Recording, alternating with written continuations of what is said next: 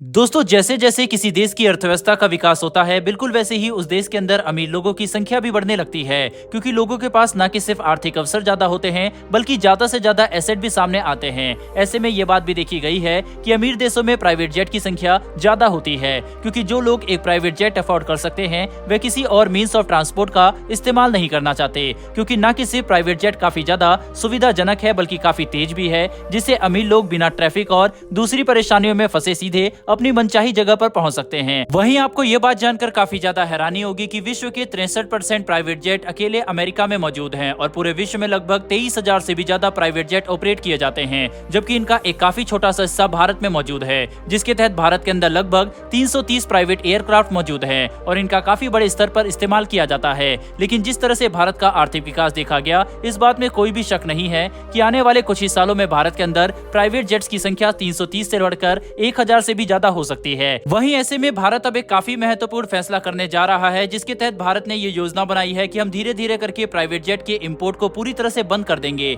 यानी कि Bharat private jet manufacturing के मामले में भी आत्मनिर्भर बनने वाला है, जो कि भारत के लिए काफी अच्छी बात है, क्योंकि जैसे जैसे प्राइवेट जेट का मार्केट बढ़ता है, न कि सिर्फ इनके बिकने पर काफी बड़ा प्रॉफिट होता है, बल्कि जब प्राइवेट जेट ऑपरेट होते हैं तब भी इनसे साल दर साल लाखों डॉलर की कमाई की जा सकती है, जो कि भारत के एविएशन इंडस्ट्री के अंदर एक नई जान फूंक देंगे। भारत के अंदर एविएशन सेक्टर पैसेंजर एयरलाइन के मामले में काफी तेजी से विकास कर रहा है, जिसके तहत हर साल प्लेन का इस्तेमाल करके यात्रा करने वाले लोगों की संख्या तेजी से बढ़ रही है। ऐसे में प्राइवेट जेट के सेक्टर में भारत का स्वदेशीकरण करने की सोच आने वाले समय में भारत के एविएशन सेक्टर को काफी मजबूत बना सकती है, क्योंकि भारत के अंदर ऐसे लाखों लोग हैं जो एक प्राइवेट जेट खरीद नहीं सकते, लेकिन इसे रेंट पर जरूर ले सकते हैं, जिससे प्राइवेट जेट को ऑपरेट करने वाली कंपनियां हर साल लाखों डॉलर की कमाई कर सकती हैं। साल 2017 में शुरू हुए उड़ान स्कीम के तहत पहले ही भारतीय सरकार देश के अंदर हवाई यात्रा को न कि सिर्फ ज्यादा सुगम बनाना चाहती है, बल्कि ज्यादा अफोर्डेबल भी बनाना चाहती है, ताकि देश के अंदर लोअर मिडिल क्लास लोगों तक भी हवाई यात्रा की सुविधा पहुंच सके। वहीं इसके अलावा भारत अपने एयरपोर्ट इंफ्रास्ट्रक्चर पर भी काफी काम कर रहा है, जिसके तहत भारत कई यूरोपियन देशों के साथ मिलकर देश के एयरपोर्ट को स्मार्ट एयरपोर्ट में बदलने की योजना के साथ आगे बढ़ रहा है,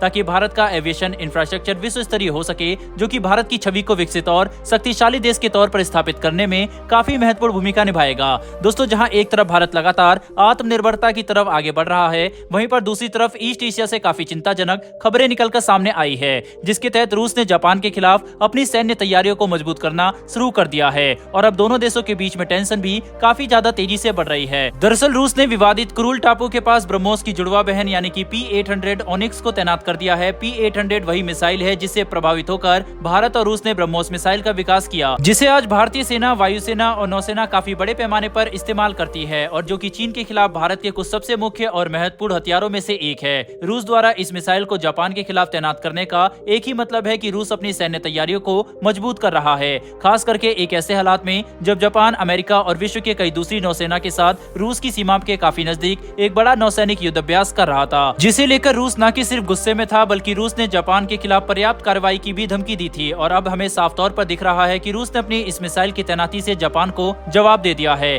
आपको ये बात जानकर काफी हैरानी होगी कि विश्व युद्ध के बाद से जापान और रूस के बीच में अभी तक कोई भी शांति समझौता नहीं हुआ है, यानी कि दोनों देश तकनीकी तौर पर अभी भी युद्ध ही लड़ रहे हैं। बस दोनों देशों के बीच में एक युद्ध विराम चल रहा है, जिसे अगर हाल ही में हुए घटनाओं के साथ जोड़कर देखा जाए तो इस बात में कोई भी शक नहीं है कि भविष्य में रूस और जापान के बीच में एक नया सक्रिय सैन्य विवाद शुरू होने की संभावना काफी ज्यादा है। लेकिन दोस्तों, यहाँ पर सवाल ये उठता है कि जहाँ एक तरफ लगातार भारत की अर्थव्यवस्था का विकास हो रहा है और भारत आत्मनिर्भरता की तरफ अग्रसर है, वहीं पर दूसरी तरफ विश्व के हालात लगातार युद्ध और अलग अलग सैन्य विवादों की तरफ इशारा कर रहे हैं। तो क्या आपको लगता है कि इन वैश्विक हालातों से भारतीय अर्थव्यवस्था की विकास पर लगाम लग सकती है या फिर नहीं? आपकी इस पर क्या राय है? कमेंट बॉक्स में लिखकर जरूर बताइएगा। साथ ही अगर आपको ये इन्फॉर्मेशन और वीडियो पसंद आई हो तो हमारी आने वाली ऐसी डेली वीडियो के लिए चैनल को सब्सक्राइब कर बेल नोटिफिकेशन को अवश्य दबा ले। फिर मिलेंगे ऐसी एक नई वीडियो के साथ। धन्यवाद। जय हिंद।